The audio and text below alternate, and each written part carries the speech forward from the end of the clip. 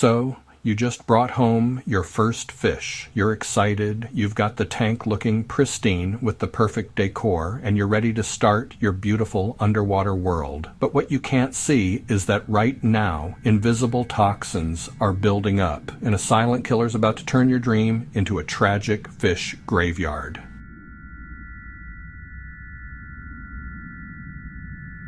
In this video, I'm going to walk you through the 7 deadliest mistakes almost every new fish keeper makes, and more importantly, how to avoid them. I want to make sure your new pet doesn't become just another statistic. I've made some of these mistakes myself, and trust me, the feeling of finding your fish lifeless is something I want to help you avoid at all costs. Let's make sure your first aquarium is a thriving success, not a heartbreaking failure.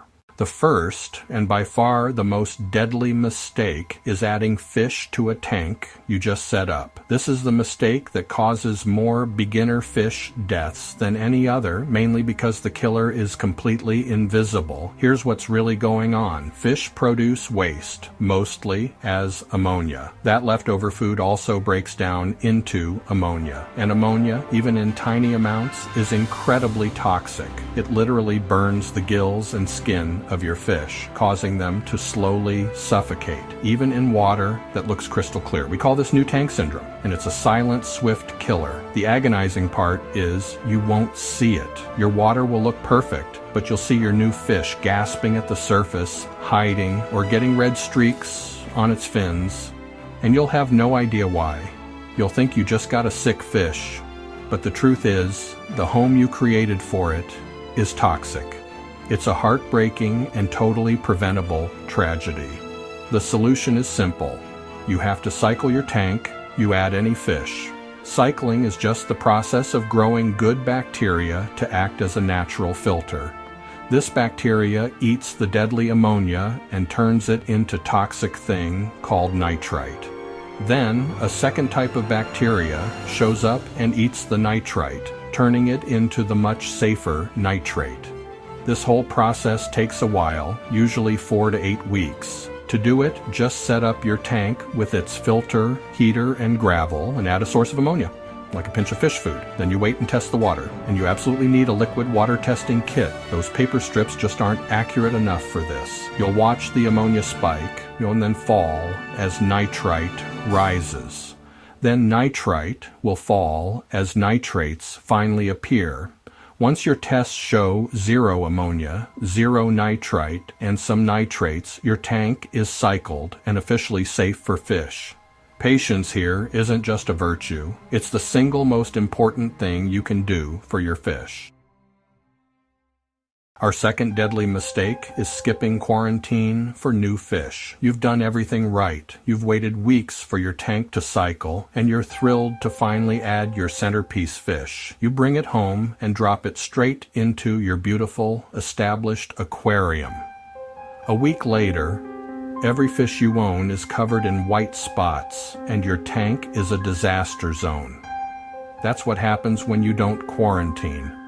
Every single new fish, no matter how healthy it looks or how fancy the store is a potential Trojan horse for diseases like itch, velvet, or flukes. The stress of travel weakens a fish's immune system, making it the perfect time for sickness to explode. Introducing that fish to your main tank is like dropping a ticking time bomb into a peaceful community. You could wipe out every fish you own. Trust me, I learned this the hard way years ago when I got impatient and lost half the fish in my favorite tank. It was a lesson I only had to learn once.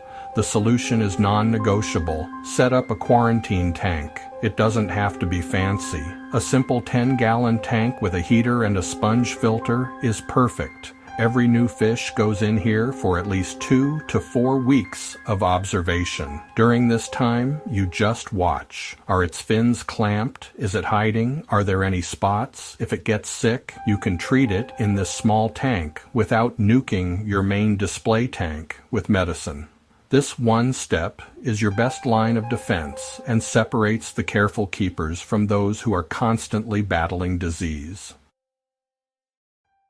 Mistake number 3 is a double whammy that causes immediate, shocking death, using untreated tap water and botching the acclimation. The first problem is your tap water. It contains chlorine or chloramine to make it safe for us to drink, but those same chemicals are poison for fish.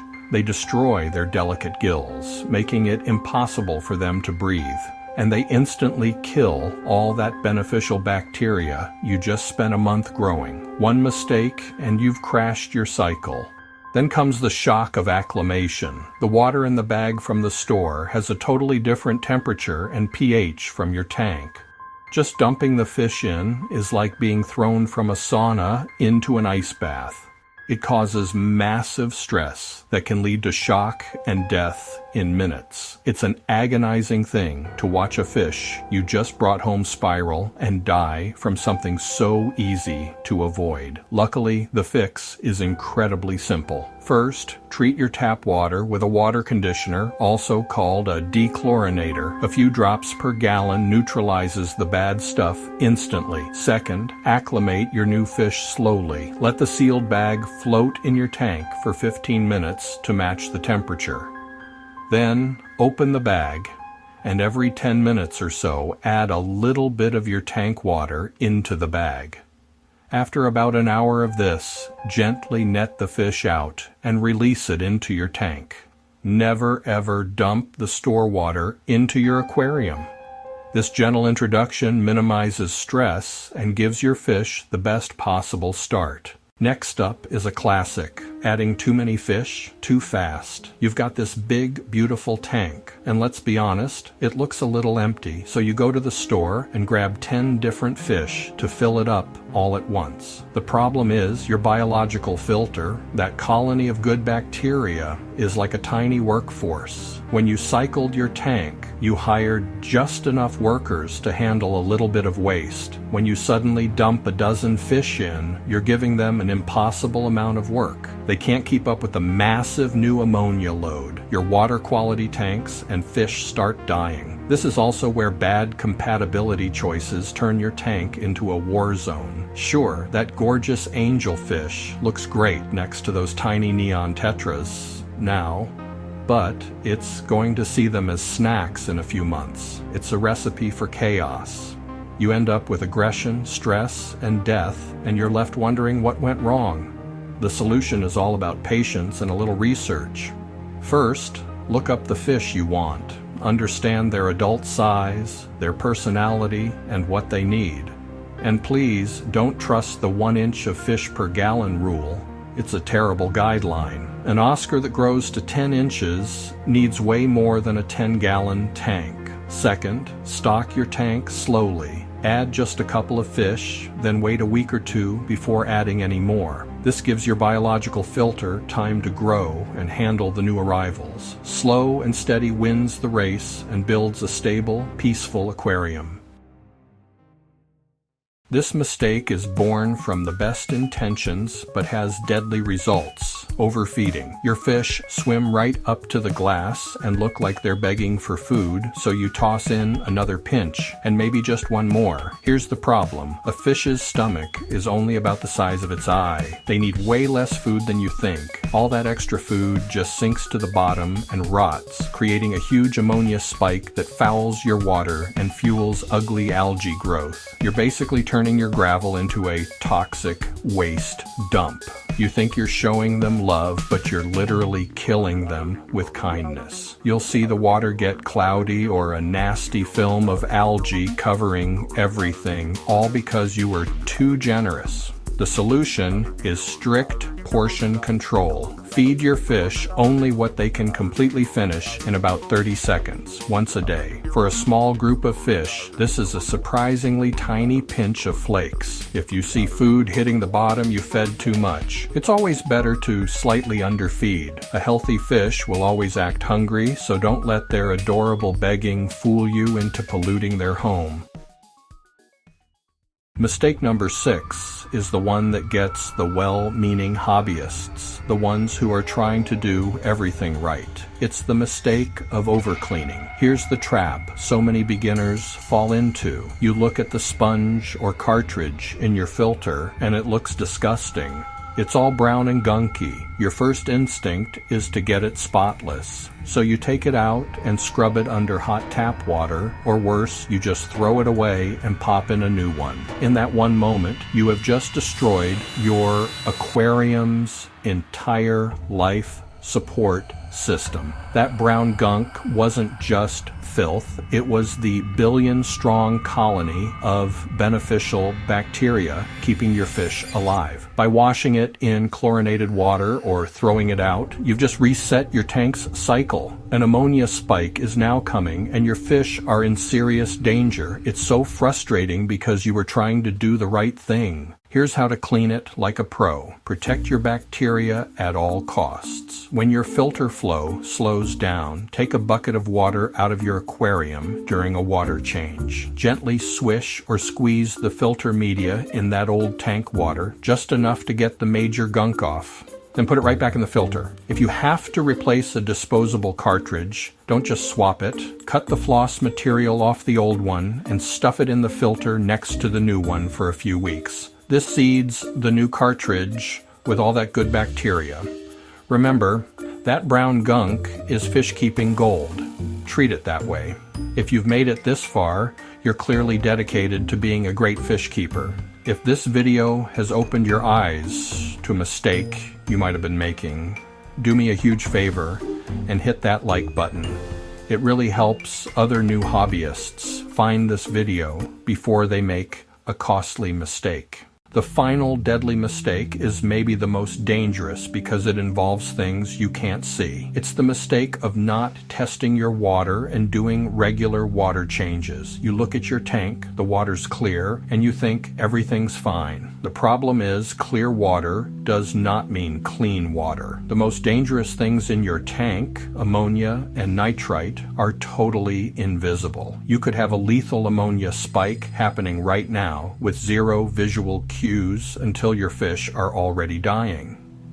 Even in a perfectly cycled tank, the final byproduct, nitrate, builds up constantly. While it's less toxic, high levels of nitrate cause chronic stress, weaken your fish's immune system, and make them vulnerable to disease. Relying on your eyes is like driving a car blindfolded. You might be okay for a bit, but eventually you're going to crash. You'll just have mysterious fish deaths with no idea what the cause is because you weren't monitoring the invisible threats. The solution is to make testing and water changes your non-negotiable weekly ritual. Get a liquid test kit, like the API Freshwater Master Test Kit. It's the gold standard for a reason. Once a week, test your ammonia, nitrite, and nitrate. It takes 5 minutes and tells you exactly what's going on in your water. Then do a 20-25% water change. This removes nitrates and replenishes minerals. This simple routine is the foundation of long-term success. It takes the guesswork out of fish keeping and turns you from someone who reacts to disasters into an aquarist who prevents them from ever happening. So that's the list. The 7 deadly mistakes that can turn a dream aquarium into a nightmare. From cycling your tank first to quarantining new fish to managing your feeding and weekly maintenance, you might notice a theme: patience. This hobby rewards those who take their time and learn about the little world they're creating. Look, everyone makes mistakes, especially when they're starting out. But now you know what the biggest pitfalls are and how to sidestep them. Don't be discouraged. Be empowered.